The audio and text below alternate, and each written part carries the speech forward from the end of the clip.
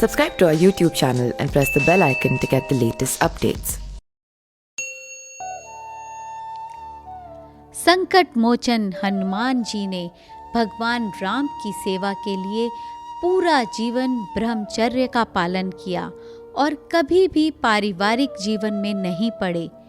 लेकिन क्या आपको मालूम है कि हनुमान जी का भी एक पुत्र था जिसका नाम था मकरध्वज। क्या वास्तव में मकरध्वज हनुमान जी का पुत्र था? इसको बताने से पहले हम आपको यह बताते हैं कि कब हनुमान जी ने अपने पुत्र मकरध्वज को देखा।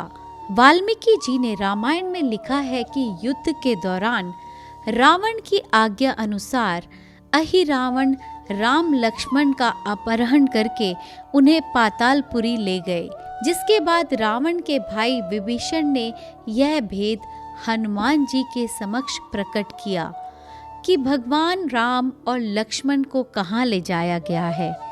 तब राम लक्ष्मण की सहायता के लिए हनुमान जी पातालपुरी पहुँचे। जैसे ही हनुमान जी पाताल के द्वार पर पहुँचे तो उन्हें एक वानर दिखाई दिया, जिसे देखकर वे हैरत में पड़ गए और मकरध्वज से उसका परिचय देने को कहा। मकरध्वज अपना परिचय देते हुए बोले कि मैं हनुमान पुत्र मकरध्वज हूँ और पातालपुरी का द्वारपाल हूँ। मकरध्वज का परिचय सुनकर हनुमान जी क्रोधित हो गए और कहने लगे, ये तुम क्या कह रहे हो? मैं ही हनुमान हूँ और मैं बाल ब्रह्मचारी हूँ, फिर भला तुम मेरे पुत्र कैसे हो सकते हो? हनुमान जी का परिचय पाते ही मकरध्वज उनके चरणों में गिर गए और हनुमान जी को प्रणाम कर अपनी उत्पत्ति की कथा सुनाने लगे। मकरध्वज हनुमान जी को देखते हुए कहते हैं, जब आपने अपनी पूंछ से रावण की लंका दहन की थी, उसी दौरान लंका नगरी से उठने वाली ज्वाला के कारण आपको तेज पसीना आने लगा था। पूंछ में लगी आग को बुझाने के लिए आप समुद्र में पहुंच गए।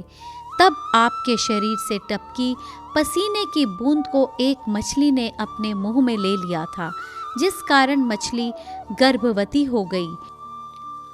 कुछ समय बाद पाताल के राजा और रावण के भाई अहिरावण के सिपाही समुद्र से उस मछली को पकड़ कर लाए। मछली का पेट काटने पर उसमें से एक मानव निकला जो वानर जैसा दिखता था, और वो वानर मैं ही था पिताजी। बाद में जाकर सैनिकों ने मुझे पाताल का द्वारपाल बना दिया।